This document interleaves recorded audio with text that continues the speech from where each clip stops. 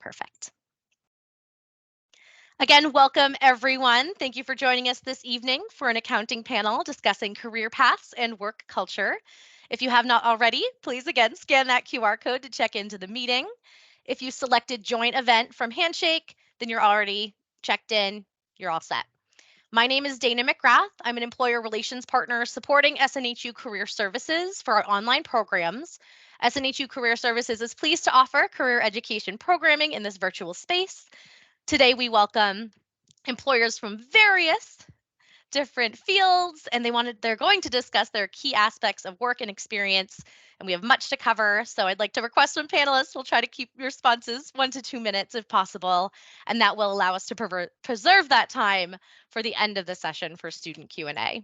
And students and guests, again, when it's time for the Q&A, I will enable your microphones and cameras so you may engage with the panelists directly if you'd like, but feel free to put any questions in the chat throughout the session as well. We would also like you to know that your experience here at SNHU is important to us. It's our policy and practice to create an inclusive and accessible learning environment. If there are aspects of this presentation's design or delivery that present barriers to accessibility, please notify us and reach out to the following resources. Online students can reach the Online Accessibility Center at oac@snhu.edu or by phone at 866-305-9430. Campus students have the Campus Accessibility Center. You can email cac@snhu.edu or call 603-644-3118. And any SNHU faculty or staff, the Human Resources Office can be reached at hr@snhu.edu. Additionally, we encourage you to take advantage of the career resources and networking throughout the SNHU community on our internal social network, SNHU Connect, as well as Facebook, Twitter, YouTube, Instagram, and LinkedIn. The Handshake job platform where you found this event is also an excellent resource for finding career events, jobs, or internship listings, and networking with employer recruitment teams.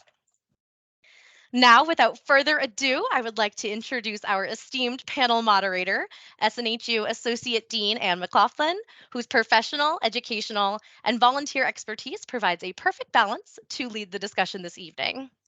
Anne McLaughlin currently serves as Associate Dean in the Business Vertical, where she oversees the accounting portfolio at SNHU. She brings extensive experience in education, taxation, accounting, and corporate management, spanning over 15 years with international nonprofit and CPA firms. Anne holds both a Master of Accounting and MBA from Nova Southeastern University, where she studied forensic accounting, taxation, and management. She's passionate about education and teaching students how to learn based on their learning styles, strengths, career goals, and interests. Anne is an avid volunteer and servant leader in her community. Her volunteer efforts include financial literacy, homelessness, hunger, and women and youth empowerment. Personally, she enjoys spending time with her family and friends. She loves classical music, meditation, and learning new languages. And of course, has many different licenses, memberships, and additional accolades, which are listed here to represent everything that she is involved with. So welcome, Anne, and thank you so much for moderating our panel this evening. Good evening, everyone. Can we give Dana a round of applause for that illustrious opening? That was a lot. Thank you for inviting me to serve as the moderator. I look forward to an interactive and dynamic discussion with our guest panelists.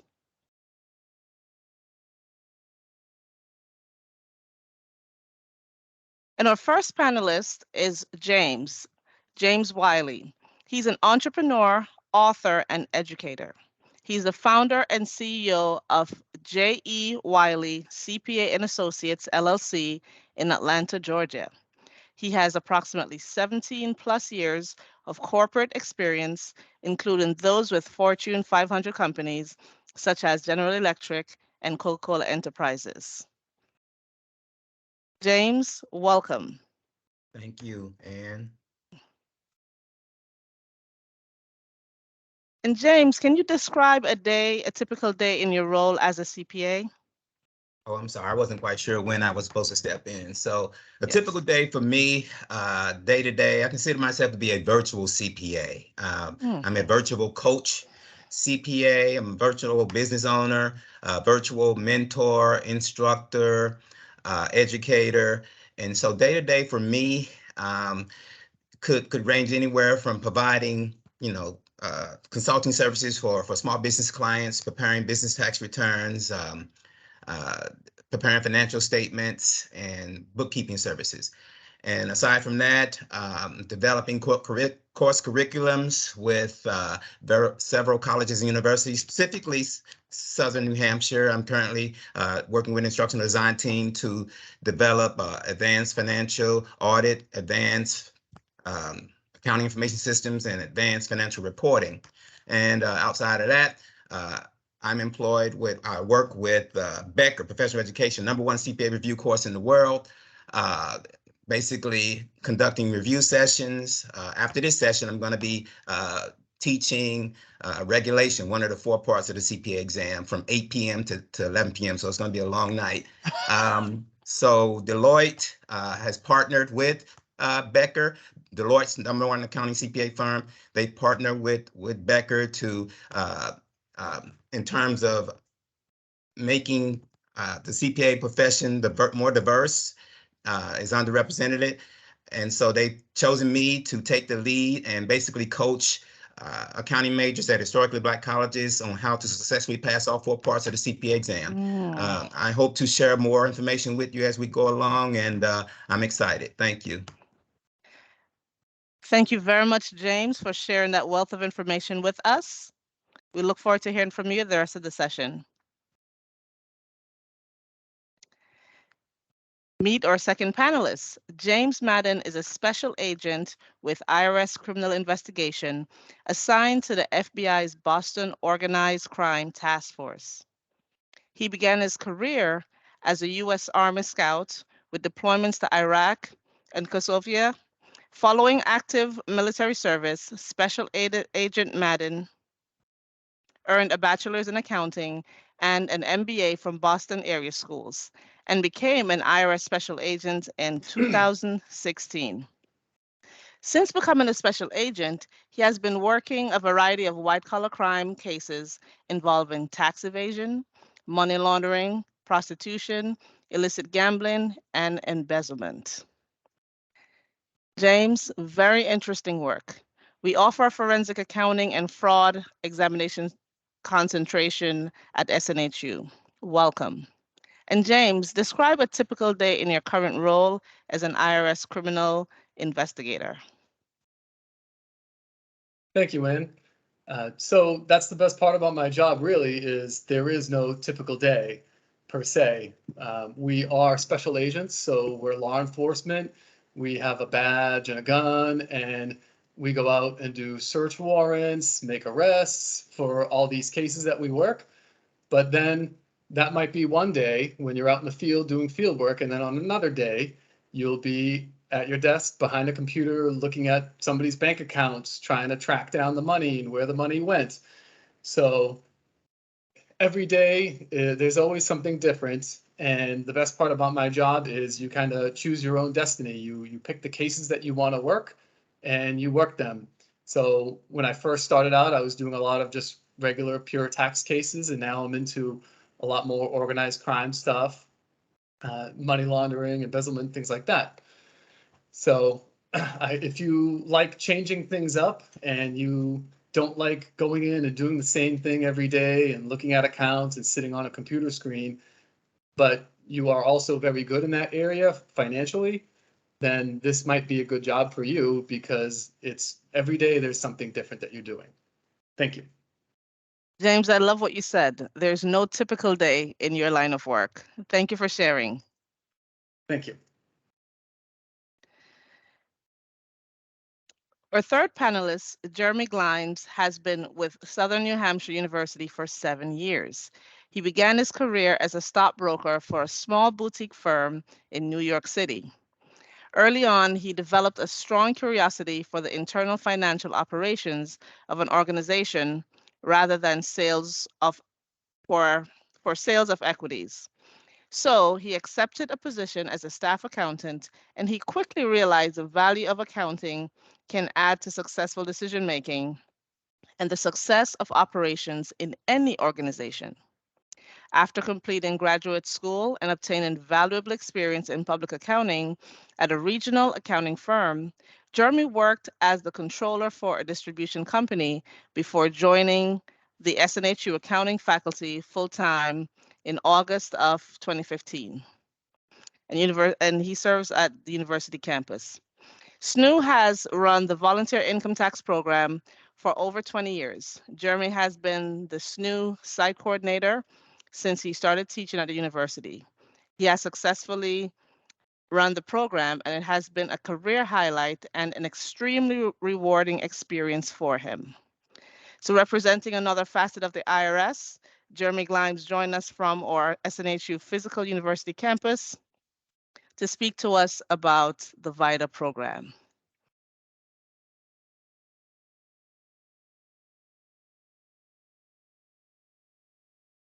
So Jeremy, we appreciate your participation. Please describe your role as an instructor and a VITA site coordinator, preferably around the tax season. Sure am. Thank you for having me. Yeah, so I've been involved with the VITA program since I actually started at SNHU.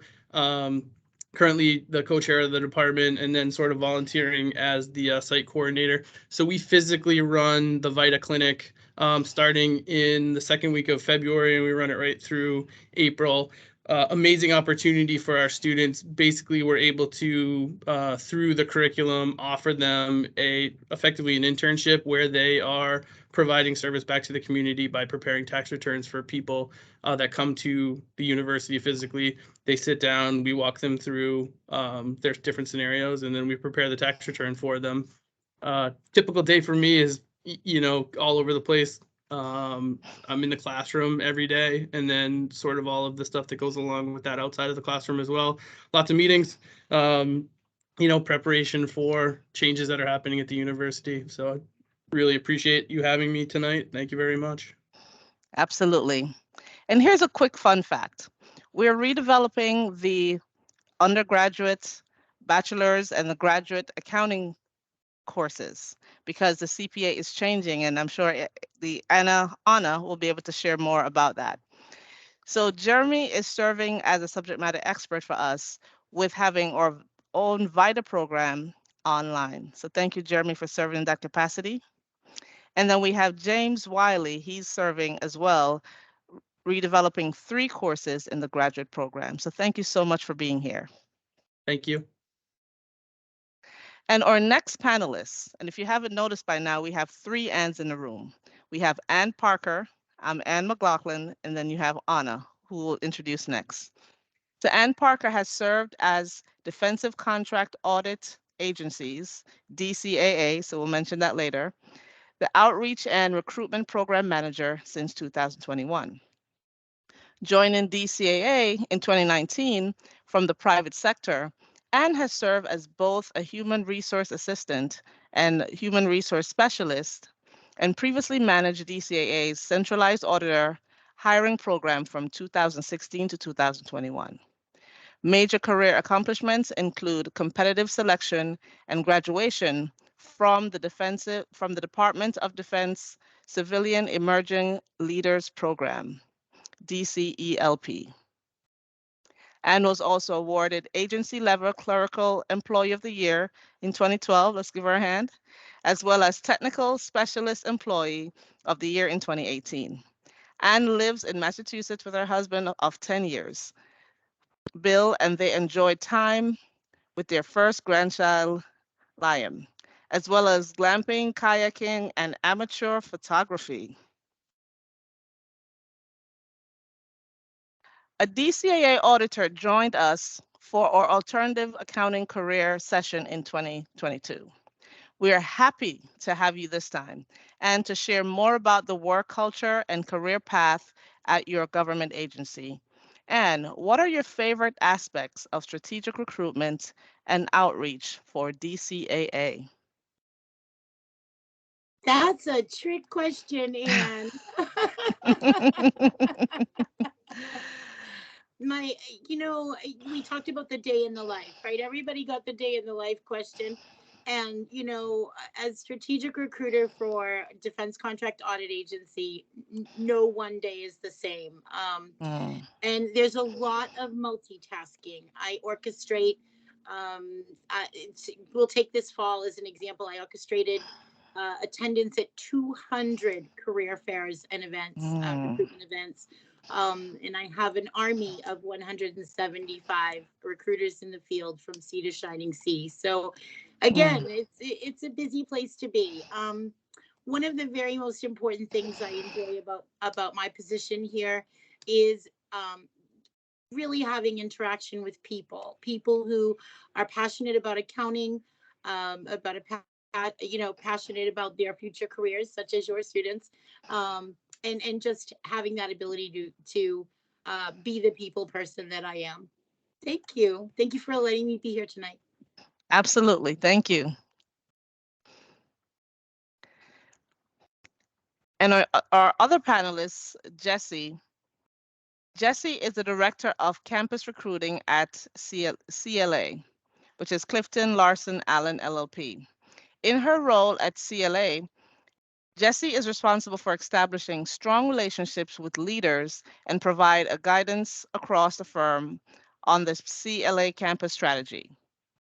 This includes how the initiatives can be leveraged to build relationships and find future family members that can ultimately be a part of achieving the CLA purpose. CLA exists to create opportunity for our clients, our people, and our community.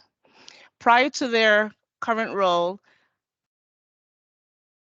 Jessie was a principal at CLA providing assurance, tax, and consulting services to non-public entities.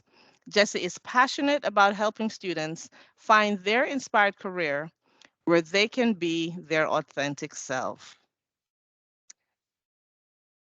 CLA was listed as one of the top 10 accounting firms in the United States, according to Accounting Day 2022 publication. Thank you for being here, Jessie. We of course enjoy assisting students in exploring their career, their career potential as well. Jessie, describe a day as a campus recruiter. Thank you, and thank you for having me tonight. I'm excited to be here. Really similar to everyone else, no 2 days are really the same. So I'm helping to see our overwide firm-wide campus strategy. At CLA, we have over 120 plus offices across the US. So really helping us to work on our communications with our candidates, staying connected with our committed hires, assessing what our hiring needs are now and what they're going to be in the future, and connecting with leaders across the firm and just seeing what their needs are, how we can better support them and our client work. Like we said, our CLA promise, create opportunities for our clients, our people, and our communities. Wonderful. Thank you so much for being here. And we have the third Ann of the day, Anna. Anna He Howard, CPA CMA, is the Senior Manager of Academic Initiatives at the AICPA. Before joining the AICPA, Anna served as the Director of the Masters of Science in Accounting program at Nicholas College and taught accounting and auditing courses at Merrimack College, Great Bay Community College, and the University of New Hampshire. She started her career as an audit associate at PricewaterhouseCoopers and moved to the private industry where she gained expertise in corporate finance, IPO process, SEC reporting, and SOX compliance. Anna received her Bachelor's of Business Administration in Accounting from the University of Massachusetts in Amherst and an MBA from Clark University. Thank you, Anna, for representing the AICPA for our panel discussion today. Can you describe a typical day in your role with academic initiatives? Sure. I actually, in preparation for this, I wrote down what I did today, so you can you can all know. I went through my meetings today. So first thing, I met with our student engagement team to see what they can provide to our students in terms of promotional items, like those kind of things you get at the conferences, so we can send it out to students. And we were deciding, do students like stickers or do students like little brushes for their keyboard? It was such a silly meeting, but I loved doing that. That was only half an hour. Then I met with another partner organization. It's called PhD Project. And that project is, that organization actually works on increasing diversity in the classroom. So it promotes people of color to go and get their PhDs. So there will be more professors who are CPAs and PhDs in, the minorities. So then I had a meeting where we talked about academic awards, because that's one of the things we do. We try to encourage our faculty to come up with new and innovative ways to teach accounting, to increase the interest and engagement in the classroom. And then I wrote a script for tomorrow because I'm hosting a faculty hour for our academics. We usually average 600 attendees. So accounting professors from all over the world join us, and we are going to talk about critical thinking tomorrow at 2. So I wanted to make sure that I'm ready for that, kind of like what Anne did for today's, probably, right? Prepared and read the biographies of all the presenters. I'm doing that tomorrow afternoon. So, and then before this, I met with the student group accounting department at another university I've never heard of, High Point University in North Carolina. They have an accounting club and they wanted to learn more about becoming a CPA. So I met with an accounting group there virtually. Luckily, we have this opportunity to meet with people we wouldn't meet with otherwise. So I'm very excited to be here and talk to you all. And thank you for doing a great job with your homework. That was fantastic. 2 things you mentioned, the PhD project. I was invited in 2012, and that was a wonderful experience. And the seminar for tomorrow, I'll be there. It starts at 1, or was it 2? 2. 2. I think if you'd like, you could share that information and we'll share it out with the panelists if they're not already there. I will do that right now. So thank you so much for the introductions and for sharing a day in the life in your role. So let's kick off this panel discussion. First, we'll have James. James, reflect on your years of your corporate experience. What are some seasonal flows within your current role?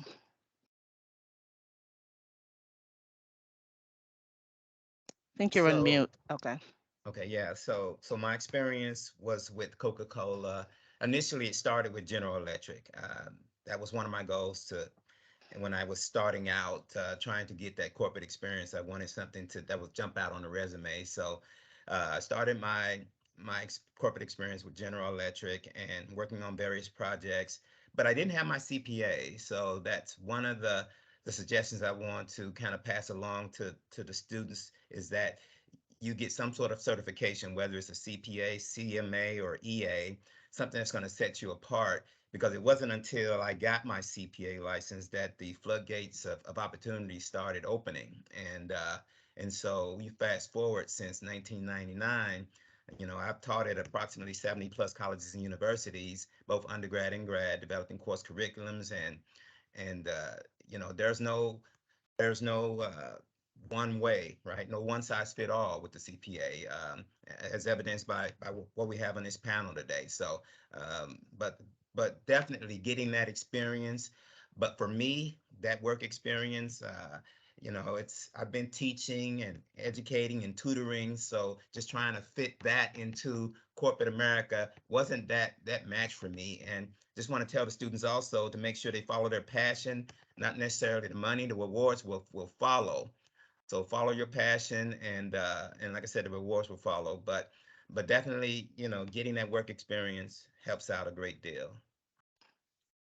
Within your work experience, was it tax related or more general accounting? Did you have monthly closings or annual audits? It was primarily the nuts and bolts of general ledger accounting, variance analysis at month end, investigating those variances that were significant, preparing financial statements, special projects, financial analysis, activity-based costing, with some of my corporate experiences there. Wonderful, thank you.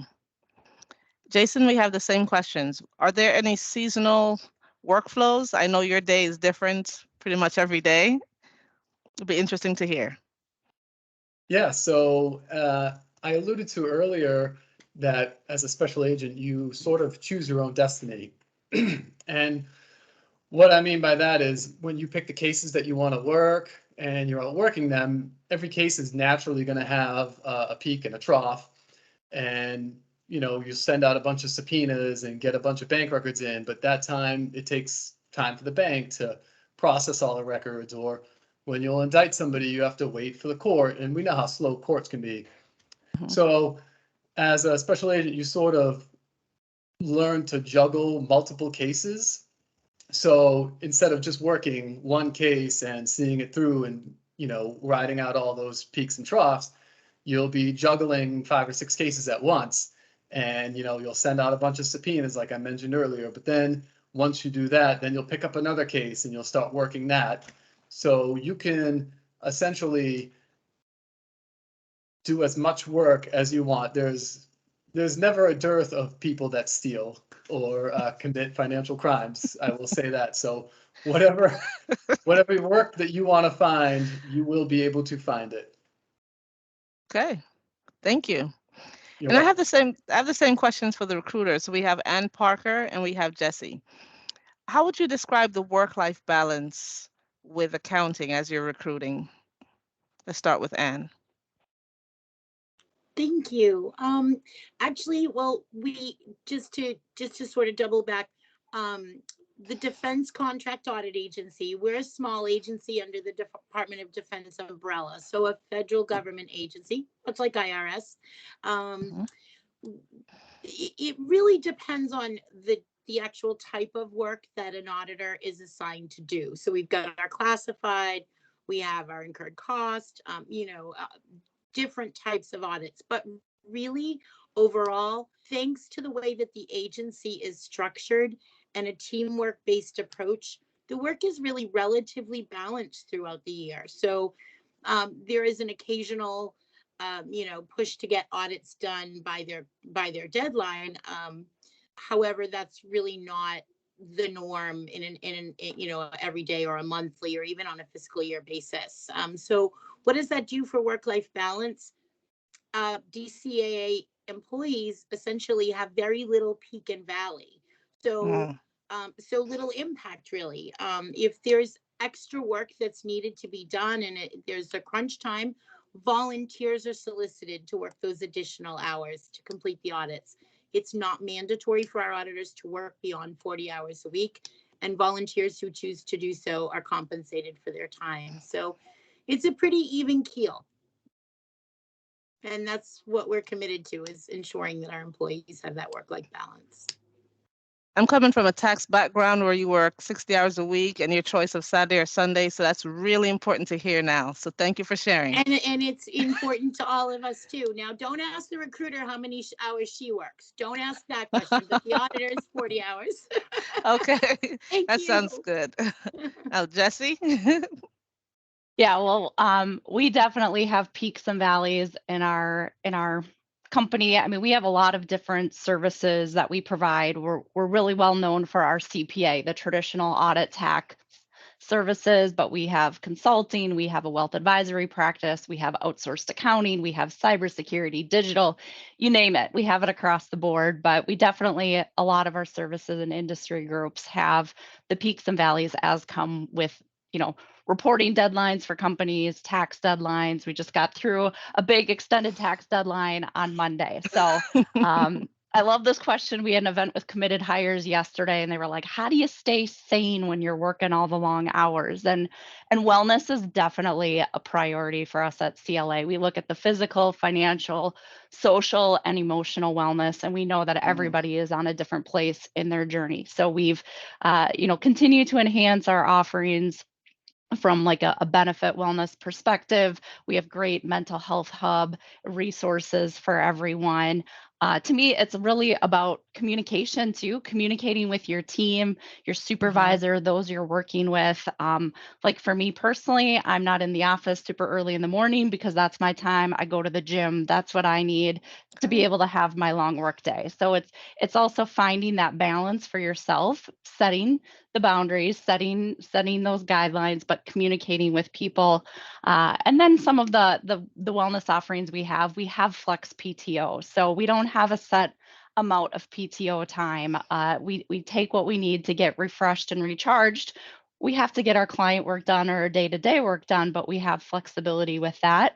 And then we also know that giving back to the community and different things is important as a part of people's wellness journey. So we give 20 hours of volunteer time as well. So it's very important. It's something we focus on and continue to look at how we can enhance to help people get more of that balance for themselves.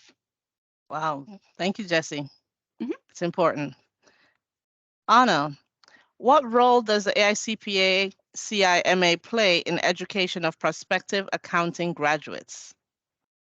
So AICPA and CIMA came together about 5 years ago to form the Association of International Certified Professional Accountants.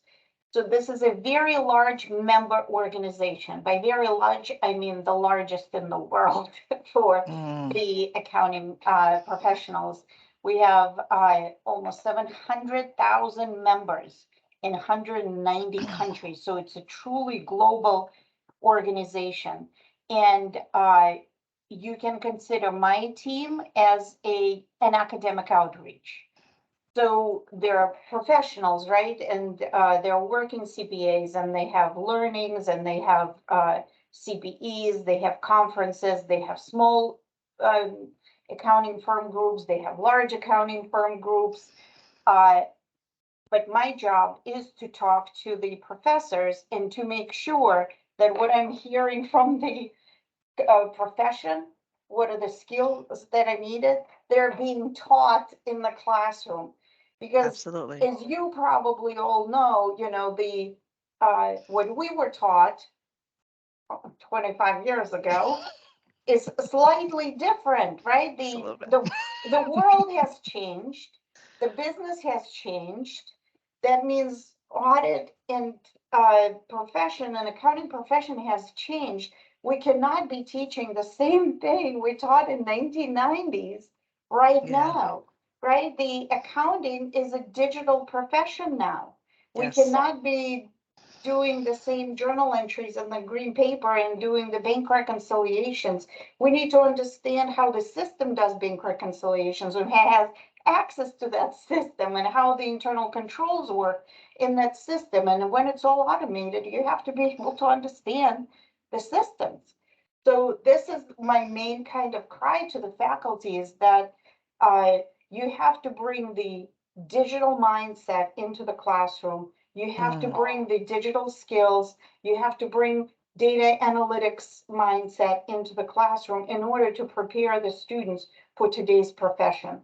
So this is, and that's how we do it. We have certain outreach to faculty. We have a newsletter where we write, we interview those people who are on the cutting edge of the profession, who are already doing that, right? So teach the rest of the faculty how to do that.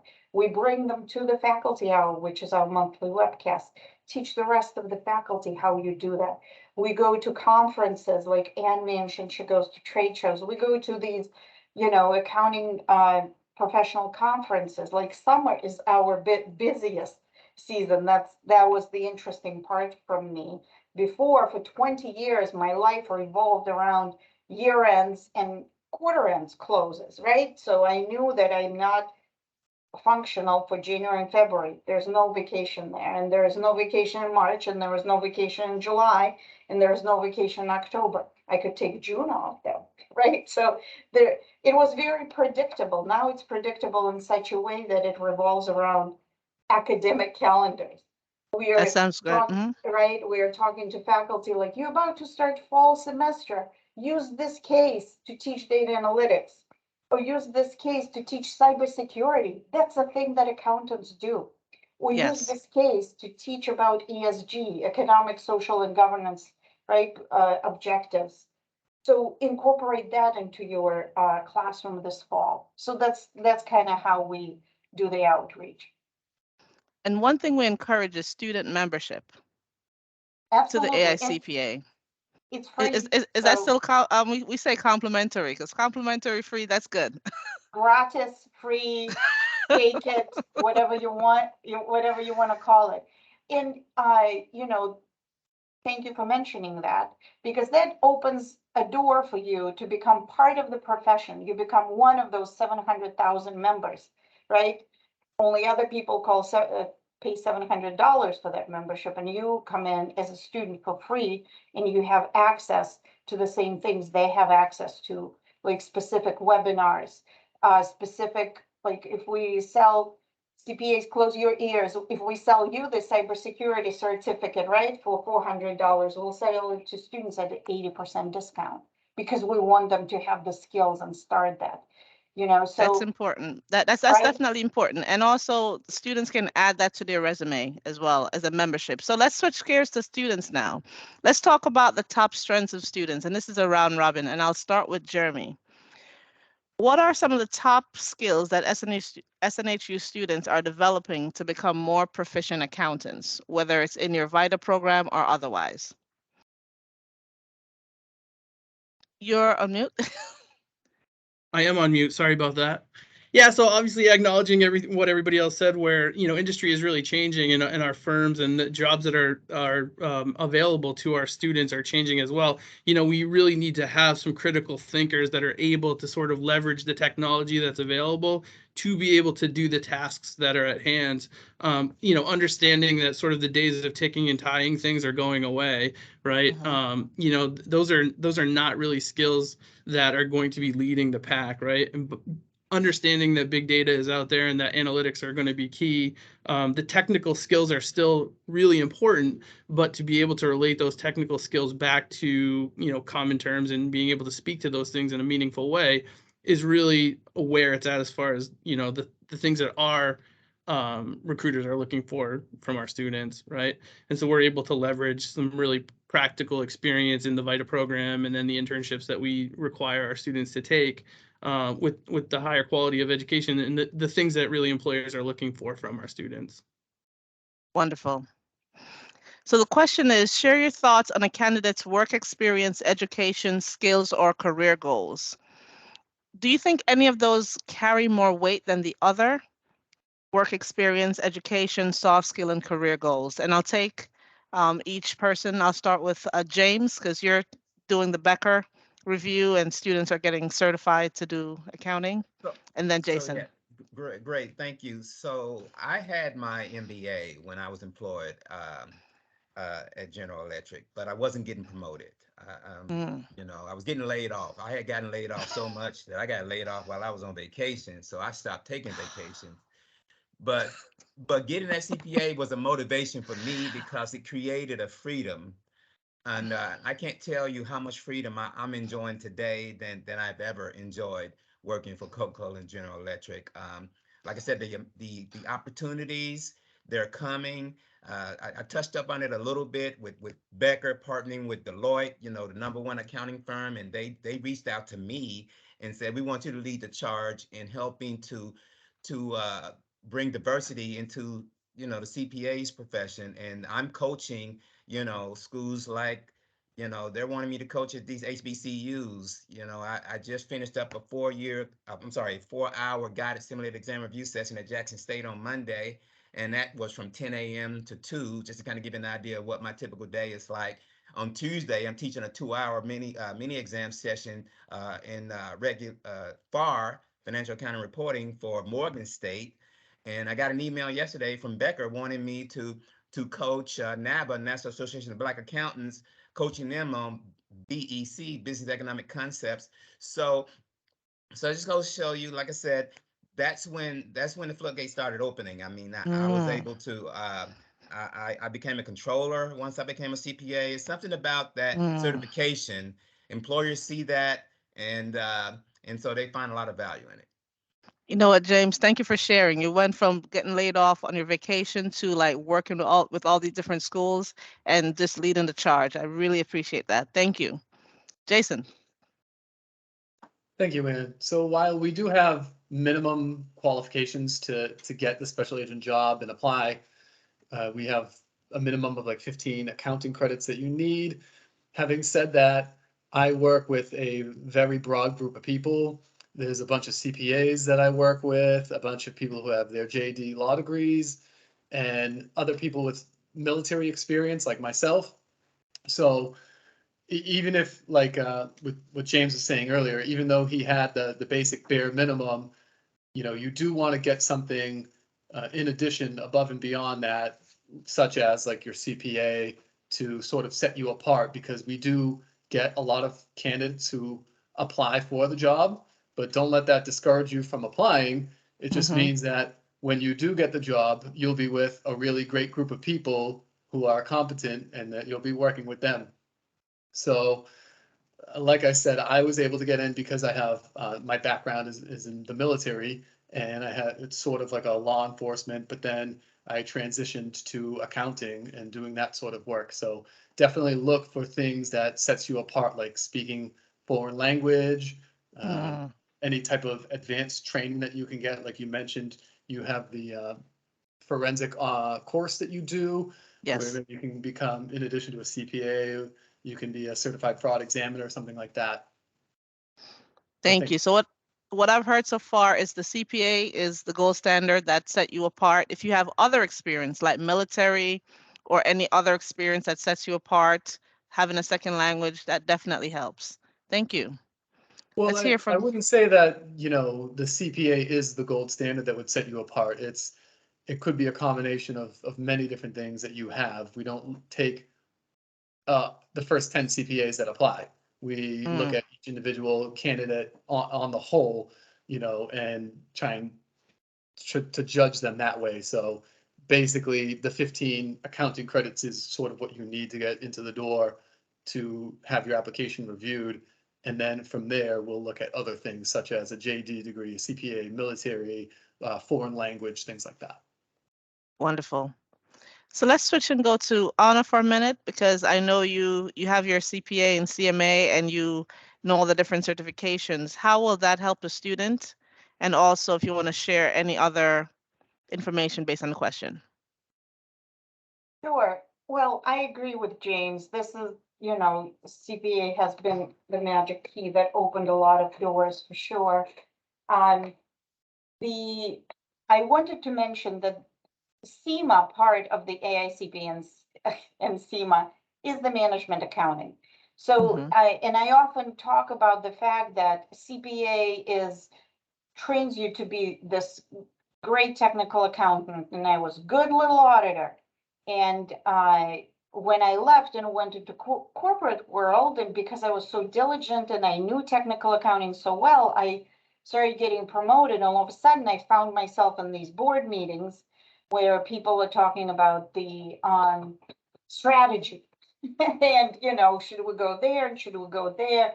And you find yourself already in charge of people. Nobody taught me how to be in charge of people in my accounting degree. So there are new skills that I needed, more kind of higher level, strategic skills, communication skills. And that's where I found at the time, I didn't know about SEMA or CGMA. So I went for my MBA. I went there after CPA because CPA prepared me to be very technically literate, and I could, write you a great memo on how to implement a new regulation, right? New FASB that came out. But I didn't know how to do benchmarking and talk about strategy to the board members. So MBA helped me kind of go further up and look at the business as a whole, how other parts of the business work together. So that definitely helped. And then I went to CMA because once you're inside the company, certain reporting is different. My, CEO wanted the cost of his raw materials on the napkin. Like, he's like, this is stupid US GAAP. I want the cost to, I want the cost the way I want the cost. I'm like, how does that, what do you mean how you want the cost? That's called management accounting. That's what Yes. management wants to see, and you need to provide the data the way they want to see it to make the decisions. So that's why I went for my CMA as well, to know how to be inside the company and how to provide this data for management and this data for the outside stakeholders, right? So this more kind of, you progress, think of your career as a university. You do not stop when you're done with your school. You That's true. continually learning, otherwise you will be obsolete within 5 years. Yes. So, I've right, heard that. if you are if you're considering yourself a life long learner, this is the Mm-hmm. career for you. We Okay. learn all the time. Jason has his hand up. Okay. Jason, it's all you. Floor is yours. Yeah, thank you. I just wanted to add that as part of being a special agent, you do need to have good communication skills. So while a lot of accounting schools focus on the books and records, you are going to have communication skills where you're going to interview the subjects, you're going to interview witnesses, you're going to be talking to U.S. attorneys and pitching the case to them, and you are going to be writing memos and things like that. So oral and written communication skills are also something that is needed in addition to having the financial background. Thank you. That was well noted. Jesse and Ann, you want to add? Sure, I'll jump in first, and if you don't mind, Ann. Sure. We really look at, like, we have intern and new associate roles. Yes, we have minimum requirements as far as what potentially degree, depending on, if it's our traditional audit, tax, intern or associate, it's usually accounting, finance, or a related field. Are you on track for the CPA? But we do have also a lot of opportunities in our outsourced accounting practice, specifically, that don't require that CPA track. So multiple opportunities there, but we really look at, one, like our CLA values are curious, collaborative, transparent, inclusive, and reliable. How do you display those values that are important to us? Like Jason said, communication, extremely important, interpersonal skills. And then we're also, when we're looking at like a resume, what experiences do you have? We expect that a lot of our interns, new associates, aren't going to have any accounting related experience, and that's fine. That's what the opportunities are. We're going to help train you and give you that experience, but what other experiences do you have? I was a server at a restaurant. Okay, well, great customer service skills. You're learning patience. Yes. There might be a time management component. And then what other experiences? Are you involved with anything while you're going to school? Are there any clubs, organizations? Are there any volunteer experiences? So just what else is there besides just going to school? We don't have a minimum GPA requirement as a part of our firm, but because we want the whole picture, and we want to see what the experiences are. That's what makes each of us who we are, is experiences that we can bring to the table. Thank you. I really like that answer. Customer service, and how can you see them as a full package? Because it's not only about the technical knowledge, as Anna mentioned earlier, and Jason mentioned communication. So definitely understanding that is great. And then Ann? Thank you. So I'm going to bring a little contrast from what Jesse said. For Defense Contract Audit Agency, of course, we're hiring auditors, right? It's in the name, and there is minimum education requirements. A bachelor's degree at minimum in accounting is fantastic, but a related degree such as business or finance, economics, but must be supplemented with 24 credits of accounting. So essentially accounting focused, certainly with a minimum GPA of 2.95. So that is what it takes to get the minimum qualifications with us. However, no experience is required. We truly celebrate and embrace candidates, who are graduating. And to that point, we are entertaining and interviewing 2023 spring graduates now. So that's, a big contrast. So in relation to the other skills that make what we consider great auditors, certain folks have the right traits and skills. It's really essential that candidates for auditor positions have, as Jason said, very strong verbal and written communication skills, as well as a good fundamental computer skills, especially Excel. That's very key. Common traits in successful auditors are also our critical thinking, the ability to work as a team as well as independently, and a knack for solving puzzles or connecting the dots is also another attribute that auditors seem to have. So while we have those minimum education and GPA requirements, again, no experience necessary, entry level, right out of school, works for us. We have our own training institution, accredited training institution, which delivers relevant training developed by auditors for auditors. So we don't expect anyone to come to DCAA knowing how to perform complex government auditors, and we're more than happy to teach them to provide a solid foundation on which to build their career. Wonderful. So Anne, is one of those skills professional skepticism that a student must have before, or that's going to be taught? Well, they say, Miss Anne, they say that what's the difference between an accountant and an auditor? An opinion, right? Auditors have opinions. Okay. I'll leave you with that. Thanks for being my with that, I'm just gonna switch to tax. I like VITA now. Let's switch to tax. So Jeremy, you're not gonna get away. How has the VITA program helped students with their career readiness? I know you touched on that earlier.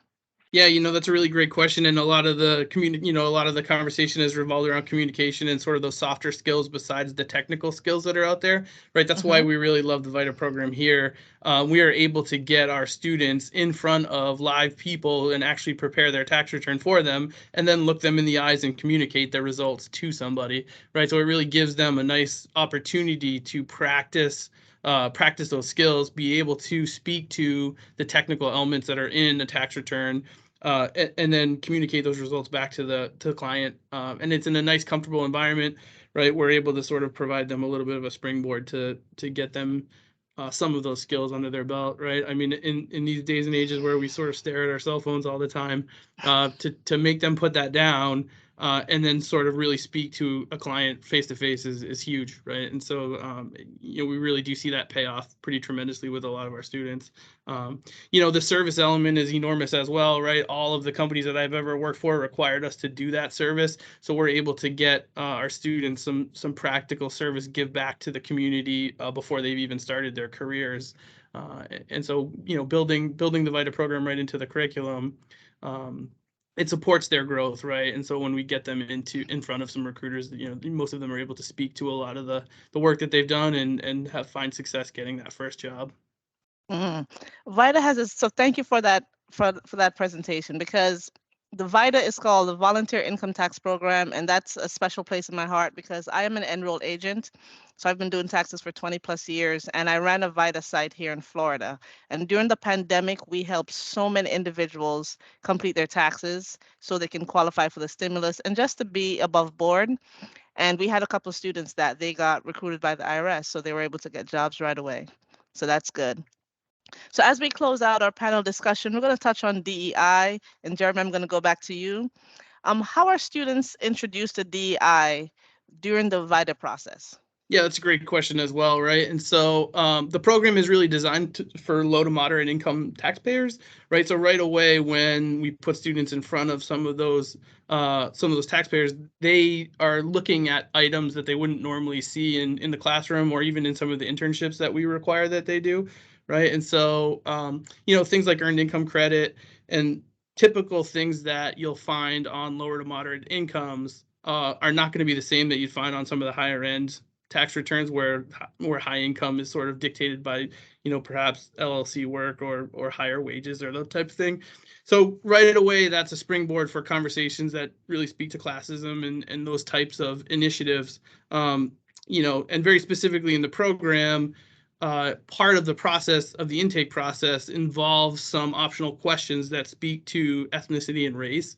And so again, those are springboards that allow us to sort of have some of those harder conversations about what's happening sort of societally, and perhaps some of the differences between returns that are processed for lower income people versus ones that are for higher income people.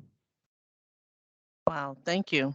Can I have one other individual share how DEI is embraced in their organization? And then I will turn the virtual lectern back over to Dana. I think Jesse? Yeah, I'm happy to jump in. DEI has also always been an important part of CLA's DNA. We have focus areas across the firm: leadership, recruiting, operations, employee engagement, community, client impact. We definitely encourage everyone to bring their whole authentic self to work. Mm-hmm. We have a DEI council. We have 275 plus DEI ambassadors across all of our locations. We have what we call virtual belonging communities. That includes Abilities, Celebration, Una Familia, Sankofa, Women at CLA, Pride at CLA, Military Connections, and Parents and Guardians. So we encourage everyone to get involved in multiple VBCs, even if maybe you don't specifically relate. If you're not a parent, you can still be a part of the parent organization. So that's been a great way to just build camaraderie, community across the platform. We have what we call Wellness Wednesdays twice a month. One is focused more on what you think of with wellness, and then the second one every month is focused on how you can be well and belong and what that can look like. So we just had one yesterday. It focused on our abilities group. And because I believe October is Disability Awareness Month, and so really focusing on that. So it's definitely important to us, and we want to have an inclusive environment for everybody. Okay, wonderful. In 30 seconds or less, can you share one takeaway that you would like to have with our students, starting with Jason, and then Dana can take it over? One takeaway, one advice, anything you'd like to share for our students today? Yes, the biggest takeaway is you control your own destiny. If you want to work international work where there's transnational organized crime, if you want to do things that are local, like in the community, just the regular tax cheat or the drug dealer, you pick the cases that you want to work. You find things that are interesting for you, so it makes the job fun and exciting, and that's where you go. You control your own destiny. Thank you. Love that, Jason. James? I would just like to say, if you're looking to become a CPA, the journey starts today. Don't wait until you take a CPA review course. Definitely, capitalize on your intermediate accounting, auditing, and also, again, setting yourself apart. It's a very competitive market out here. What's going to separate you? All CPAs are accountants, but not all accountants are CPAs. Love that. Let's have Jesse. Yeah, I would just say it's never too early to start networking, building those connections, looking for opportunities. It's never too early to begin all of that. So props to everyone that has joined the session tonight. You're already well along your way. Wonderful. And Jeremy? I would say that don't be afraid to make mistakes, right? Like the best way that you can learn is by doing something wrong, and be committed to being a lifetime learner, right? I mean, we all have the opportunity to get better every single day. We just have to sort of embrace that. We'll end with the 3 N's, starting with Ann Parker. Thank you, Ann. Being that I'm not, an accountant or an auditor or anything like that, but in terms of what it looks like for DCAA, if anyone is considering federal government employment, and really would like an opportunity to have that give back feeling. DCAA's audit work gives back $3 billion per year to the Department of Defense and the taxpayer. It's an important, an important service that we provide to our warfighters and our taxpayers. I think it's a career unlike many others in the financial world. So I just wanted to say that. Thank you so much for letting me be here tonight. Absolutely. Anna? I want to echo what James said. It's just, if I were only to pick one, I keep thanking my younger self for giving up Seinfeld for 6 months and studying for the CPA exam. I just gave up Seinfeld. I loved it, but I caught up after I became a CPA, right? So it's worth the sacrifice of a few months of social life to open opportunities you didn't even dream possible. You didn't even dream possible. So think about yourself 20 years from now and say, what would I be thanking myself for? Thank you. My final thoughts are I'm going to steal James' words. Choose your own adventure. Accounting is wonderful. There's so many tracks that you can go, and it's a pleasure to serve as the associate dean overseeing the accounting portfolio. We're redeveloping the undergrad and the graduate space, which is about probably 35 or more courses. We're introducing students to all kinds of certifications, CPA, CMA, CIA, enroll agent. And we just want students to, once they stay plugged in with career, plugged in with us, the instructors, the VITA program, this will be a wonderful experience. Thank you so much for having me serve as the moderator. Back to you, Dana. Thank you very much, Anne, for leading such a fantastic discussion, and to our panelists for, being here. It's now 7 o'clock, so we don't have a ton of time for the Q&A, but if you're all right with staying a few more minutes, we'd love to just address some of the questions, or have students come on camera and ask them questions if you'd like. I see some people coming on screen here, but if you would like to raise your hand, Alicia, feel free to come on camera and ask your question. Thank you. I'm not going to be able to come on to camera because I am that's at fine. work. But I had two questions. First is I'm actually just completed my MBA and I started the master's in business analytics, and I'm kind of wanting to hear how they can tie to each other a little bit better besides just, more technology savvy. If you've come across that.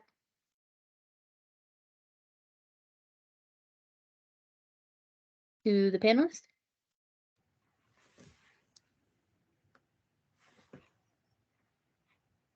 Hi, Dana. Take a stab at it? Dana, Ron, perfect. Hey, this is Ron Mullet.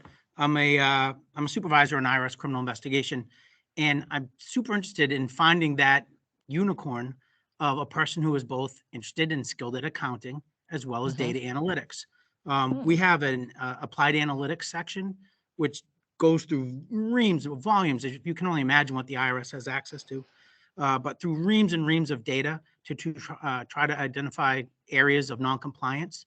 But to go through that, we need data analytics. And we've got a lot of cutting edge tools, whether it's just looking into tax non-compliance, but also in the crypto and cyber arena, where we're just leaps and bounds ahead of our contemporaries in law enforcement. We're trying to work smarter, not harder, right? And data analytics is doing wonderful jobs at helping us identify areas. Not always, we're not going to solve all of our tax problems by putting everybody in jail, right? But it helps us to identify areas where maybe there's more education needed for a community, or some other form of outreach. Again, you're a unicorn, my friend, someone that we're interested in talking and getting to know. I threw our recruiter contact information in the chat earlier, so when that gets sent around, Alicia, I would invite you to talk to a recruiter in your area, please. Thank you. Yeah, thank you. I've been doing tax compliance for over a year, and we don't do anything with visualizations, but I knew that Excel wasn't going to take me that far. I needed something more like Power BI, Tableau.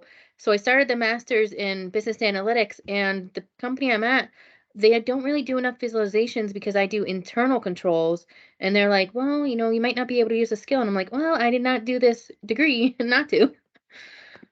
No, well, again, I would like to you may chime have in. the match. Oh, sorry. I would like to chime in because I do have a desk with the FBI, and I was sitting there with them one time, and they wanted me to look at this one person. So we have a few programs that we can look at things with big data wise.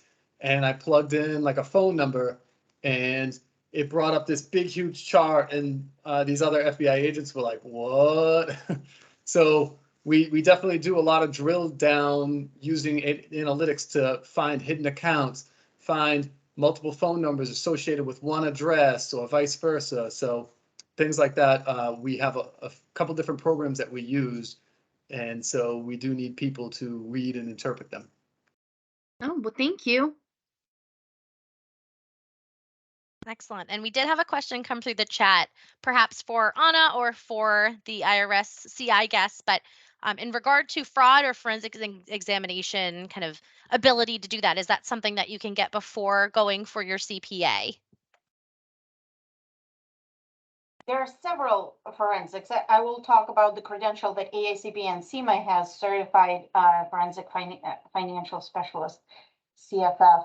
And that is an add-on to CPA, but they are just introducing the university program. So I'm pretty sure there's some kind of way to get the some kind of certification before you become a full CFF. So if you are interested, let me know. But there's other, right? Certified Fraud Examiner, Jason, you mentioned that.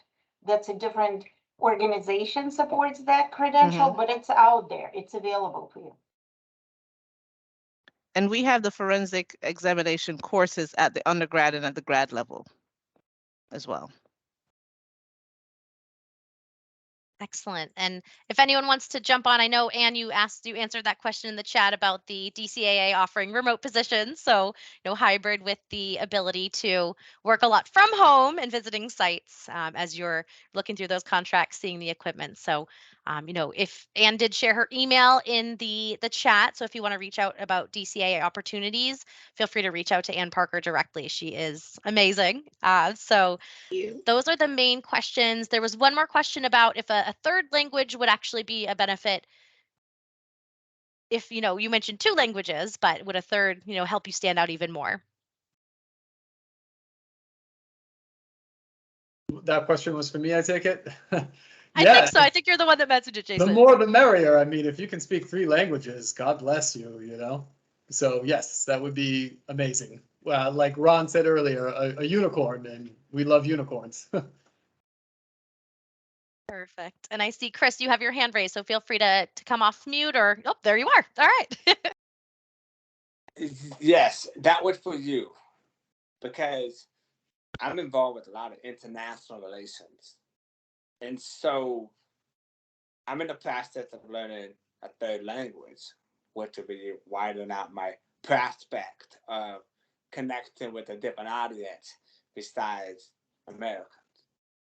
Now, can you work with the IRS if you lived in another country, or do you have to stay within the boundaries of America?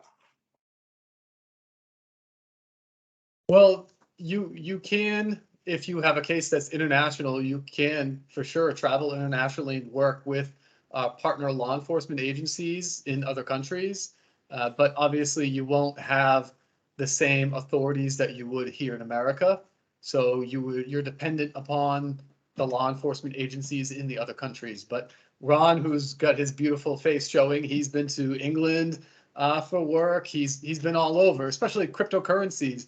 We have a lot of people who investigate cryptocurrencies now, and we had a guy who just went to Australia for a case because there was a guy down there, big crypto case. So I hope that Chris, I'd also like to add, if I could, Chris, that we have posts of duty overseas, not just within IRS criminal investigation. I think we're at this point up to 12 or 13 posts of duty. So we have an attaché who operates out of London. We've got him in Sydney and in Hong Kong and Dubai. So we're in several other countries as special agents.